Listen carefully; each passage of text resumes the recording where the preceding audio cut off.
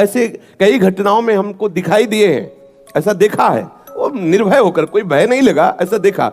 जैसे एक बार सैमसी में जहाँ गुरु आश्रम है, तो एक खंडेर था, और हमें खंडेर बहुत प्रिय है शुरू से। ऐसा मतलब बिगड़ेल स्थान, पुराना वृक्ष या ऐसे कोई कुटिया, ऐसे पहले संन्यास मार्ग में ऐसे रहना अच्छा लगता था कि जहाँ जिसका किसी का। तो रात्रि में उस खंडहर में जाकर के लेटे, वहाँ के लोगों ने रोका, आश्रम वाले लोग, वहाँ मत जाइए। हम सोचा आश्रम के कई लोग यहाँ लेटते हैं तो बातचीत करेंगे, इसलिए एकांत। यही गए तो अंदर मंत्र चल रहा था, और एक छोटी सी टार्च सिराने, छोटी सी घड़ी दुप दुप वाली, क्योंकि उससे पता चले ना तो मतलब टाइम का। तो ऐसे रख के वैसे से थोड़ा ही लेटे, तो उस समय जटाएं बड़ी बड़ी थी, तो ऐसे उनका तकिया की तरह जटा रखे, तो ऐसा लगा जैसे कोई हमें बहुत जोर से दबाने की चेष्टा कर रहा है। तो ऐसे देखा तो मुझे स्पर्श जैसा भी हुआ कि जैसे कोई कड़ा हाथों में एकदम। ऐसा कैसे हो सकता है? जब हम मंत्र जप रहे हैं तो कोई ऐसा कैसे हो सकता है कि कोई अशुभ आत्मा के छुए? तो टार्च लिया, बाहर निकले, कोई नहीं। मुझे लगा कि मेरी मानसिक बिगड़ेल बुद्धि हमको भयभीत करना चाहती है। नहीं, मैं नहीं मान। एक मन ने कहा यहां से हटके वहां सोऊंगा, जिद्दी स्वभाव था, नहीं देखूं कैसा क्या, फिर वही जाके सोए। थोड़ी ही देर में फिर स्पष्ट अनुभव हुआ कि ऐसे।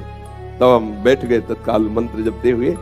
फिर हम कहा अब यहाँ ठीक नहीं है, क्योंकि बार बार विक्षेप डालेगा। मंदिर में गए, उन लोगों से कहा, बोले अब जानते कि वहां है, आप क्यों गए? ऐसा एक बार ऐसा हुआ, 3 बजे हम शौच के लिए कमंडल उठाया, तो जंगल में जाना होता था, कोई शौचालय की ऐसा, वो तो अभी कुछ वर्षों से शौचालय का ऐसी व्यवस्थाएं बनी नहीं। तो ग्रामीण आदि देशों में कहीं शौचालय पूरे नगर में नहीं होती थी, वो तो अभी व्यवस्थाएं हुई।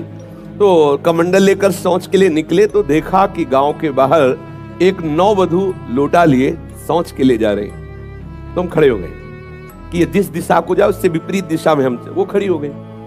फिर विचार किया कि हमें लगता है ये यहीं शौच में बैठना चाहती, तो हमने रफ्तार बढ़ाई। जब रफ्तार बढ़ाई तो देखा कुछ दूर आगे जा रही, तो लगा कि ये तो पीछे खड़ी थी, आगे।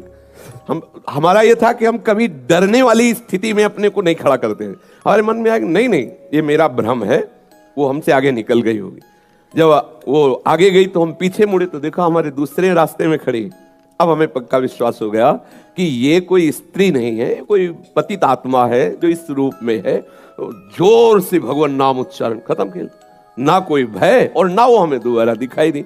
तो हमने जीवन में देखा है कि अगर कहीं ऐसी प्रेत आत्मा आदि हो, वो आपको परेशान नहीं कर सकती। आपको जैसे गोकर्ण के सामने धुंधकारी प्रकट हुआ, कभी वो अग्नि बनता, कभी वो ये बनता, कभी भेड़ बनता, कभी सिंह, समझ गए अधोगति को प्राप्त। लेकिन कोई ऐसा नहीं कि उनका अनिष्ट करे और रो के कह रहा था कि मेरा उद्धार कर दो, मेरा कल्याण कर दो।